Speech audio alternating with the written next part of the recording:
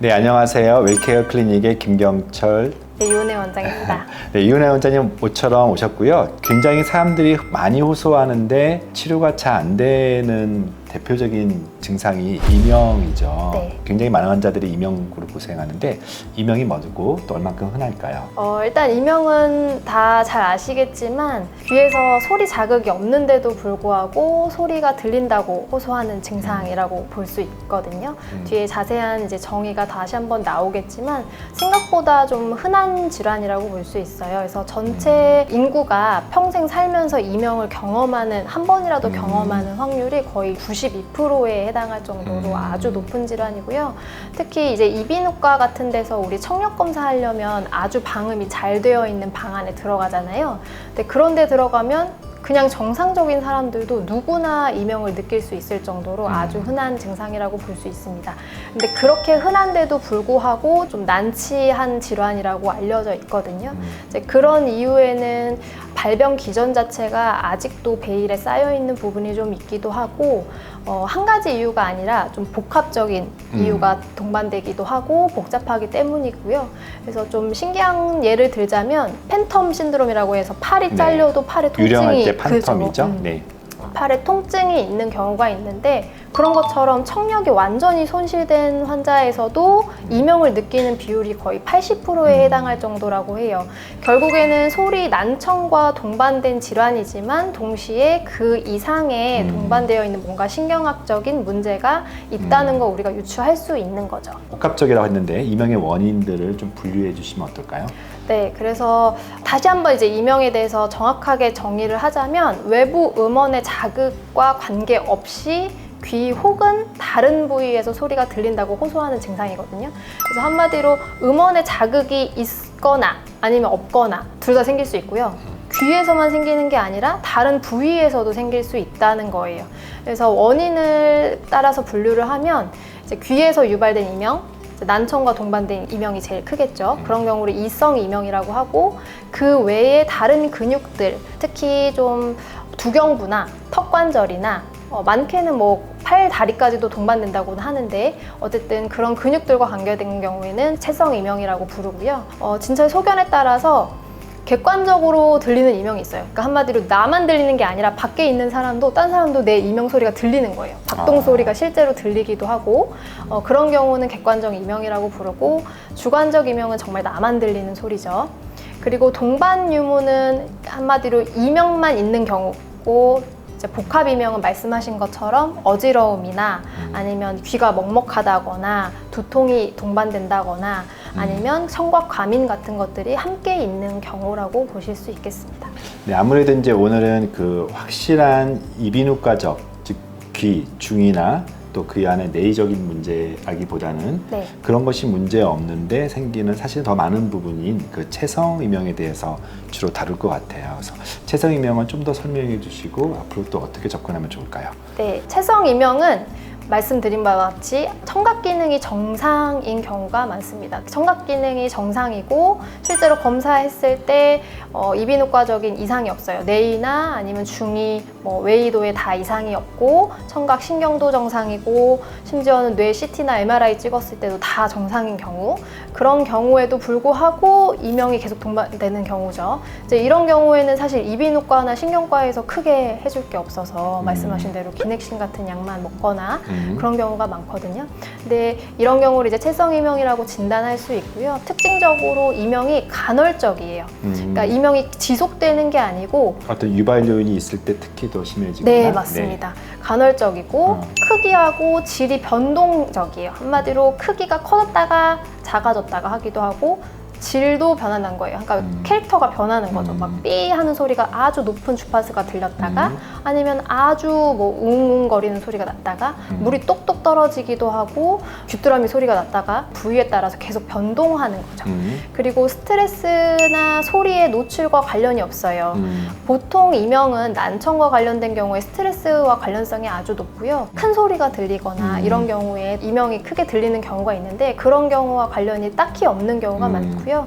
근육의 문제이기 때문에 양쪽에 동시에 문제가 생기는 경우보다는 이렇게 한쪽이 문제가 생기거나 아니면 오른쪽과 왼쪽의 이명의 양상이 다르거나 위치가 다른 경우가 좀 있어요. 흔히 불안이나 스트레스처럼 이렇게 양측형보다 이렇게 울림이 강하게 느끼는 분보다 흔히 말하는 민감성 이명보다는 네. 실제 근육 문제일 수도 있으니까 오늘 한번 어떻게 보면 새로운 접근인데 한번 잘 들어보시면 될 것 같아요. 네, 그래서 실제 논문에서 채성 이명을 이제 의심할 만한 소견들 이렇게 써 있는 게 이제 간헐적이고 크기의 변동이 크고 위치도 변화하고 주로 낮에 생긴다는 거예요. 보통 모든 질환들이 밤에 악화되는 그쵸? 경우가 자려고 많은데 하면은 그런 네, 경우. 맞아요. 그런데 오히려 이런 분들은 잠에 들면 이명이 사라져요. 잠에 들면 사라지고 오히려 눈 뜨는 순간부터 이명이 악화된다든지 그런 경우가 많고요. 청력이 저하되는 경우가 없이 오히려 이제 두경부나 턱 쪽에 이제 이상이 동반되는 환자들이 많은 경우가 이제 해당하겠습니다. 보시면 실제 이 채성 이명을 다룬 이제 메타 분석한 논문에 따르면 전체 이명에서 채성 이명이 차지하는 비율이 거의 3분의 2에 해당하거든요. 생각보다 많네요. 네, 생각보다 많고 말씀드렸다시피 복합적 이명이 있기 때문에 채성 이명만 단독으로 있는 게 아니라 다른 이제 이성 이명과 동반된 경우도 있거든요. 그런 경우를 다 합치면 거의 3분의 2에 해당한다는 거고 평균적으로 봤을 때는 69%에 해당한다고 되어 있습니다. 그래서 이제 주로 어떤 부위가 이 채성 이명과 관련이 있냐라고 하면 가장 많은 게 TMJ라고 써 있는데 TMJ는 턱 주변 근육이에요. 네, T 템포랄 그러니까 측두 이제 맞아요. 뼈죠. 그리고 M이 하악골이죠. 네. 그러니까 우리가 흔히 말하는 여기 부분, 조인트 부분에서 눌러서 이렇게 아픈 부위 있죠. 맞아요. 여기 오늘 이 근육 얘기 많이 하실 거예요. 네, 그래서 그쪽 부위에 문제가 있는 경우가 가장 흔했고 그거 외에도 머리나 목의 두경 부위에 근육에 문제 있는 경우 많았고요. 그리고 눈하고 심지어 림이라고 하는 거는 이제 팔뿐만 아니라 다리까지도 포함하거든요. 그래서 이런 경우에는 팔, 다리를 다 포함해서 문제가 되는 경우 이제 그런 이제 증상이 유발될 수 있다는 걸 알 수 있습니다. 이제 그렇다면 어떻게 이런 부위가 어떤 경로로 이명을 유발하는지를 조금 설명드리면 여기는 사실 조금 어려운 내용일 수 있는데 그냥 듣는다 생각하고 네, 저희 들어보시면 채널의 될 것 같아요. 특징이 매우 어려워요. 네, 들어보시면 될 것 같아요.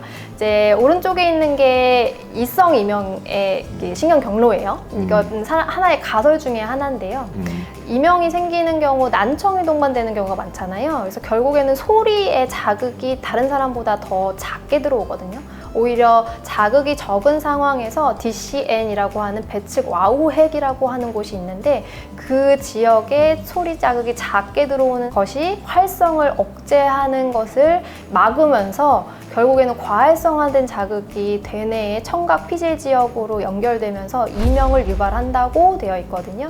그런데 이 지역이 왼쪽에서 보시는 채성 이명의 경로에서 보시면 위에 5번, 7번 이제 로마자로 써 있죠. 5번, 7번, 9번, 10번 이렇게 써 있는데 그게 이제 얼굴에 있는 신경들이에요. 그래서 5번, 7번, 9번, 10번 그리고 C2는 경추 두 번째 신경까지 있는데요. 이런 것들이 신호가 들어왔을 때 감각신경의 신호가 들어왔을 때 척수를 통해서 MSN이라고 하는 연수 채성신경 핵이라고 하는 곳을 지나서 다시 DCN 배축 와우핵으로 연결이 돼요. 그러니까 한마디로 그 소리 신호가 아닌 근육의 감각 신호들이 청각 신호와 연결되는 지역과 겹치는 거예요, 경로가. 그래서 겹치면서 그것을 탈옥제를 다시 또 유발해서 청각 피질의 과활성을 또 유발하는 거죠. 그래서 결국에는 간단하게 이제 정리를 하면 턱하고 얼굴, 두경부 이런 지역에 있는 근육의 감각신경의 과활성이 청각신경의 과활성을 유발하는 신경학적 경로와 겹치는 거죠. 같은 경로를 가지면서 이로 인해서 이명을 유발한다는 겁니다. 네, 여기 얼굴 주변에 굉장히 많은 근육과 또 신경, 안면신경들이 사실은 몰려 있고 청각신경, 안면신경은 바로 이웃신경이다 맞아요. 보니까 서로 영향을 주고 그것이 특별히 근육의 경축, 위축 이런 부분들 이제 유발 요인인 것 같아서 그런 부분들 다루실 것 같아요. 네, 그럼 이런 신경들이 도대체 어떤 근육들하고 정확하게 딱 연결이 되어 있는지 제일 궁금하실 것 같아요. 그래서 보시면 먼저 첫 번째 5번 그 3차 신경이라고 부르거든요. 그래서 이 신경이 연결된 지역은 말씀하셨던 대로 TMJ죠. 보통 이렇게 신경이 분포하죠. 네, 맞아요. 얼굴 신경이. 네. 관자놀이 이 지역에 요 옆에 분포하거든요. 거기가 관자근, 축 족두근이라고 하는 근육이 있는 지역이고, 그다음에 여기 우리 턱 보토스 맞는 지역 있죠. 볼 밑에 침샘하고 있는 요 지역은 교근이라고 해서 턱 근육이죠. 그리고 그 옆에 여기 바로 이제 광대뼈 바로 아래 조인트 안쪽으로 들어가면 익돌근이라고 하는 곳이 있어요. 익상근이라고도 부르는데요. 그 지역에서도 문제가 생길 경우 3차 신경하고 같이 연결이 되어 있고요. 또 특이하게 고막장근이라고 해서 우리 고막의 텐션을 관리하는 근육도 있거든요. 그것 역시 3차 신경과 연결이 되어 있다고 알려져 있습니다.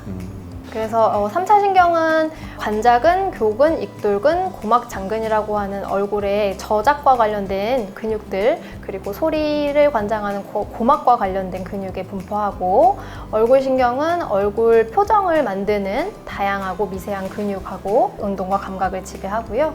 9번 신경 같은 경우에는 인두나 후두, 그리고 삼킴과 관련이 있고요. 미주신경 같은 경우에는 그 인두와 후두와 관련이 있기도 하지만 아주 특이하게 우리 몸에서 부교감 신경의 가장 중요한 신경 중에 하나고, 이 부교감 신경은 심장, 폐, 위장, 방광 다 연결이 되어 있어요. 그래서 이것이 나중에 이제 제가 주사할 때 이제 사유신경 주사를 사용한 이유가 되기도 합니다.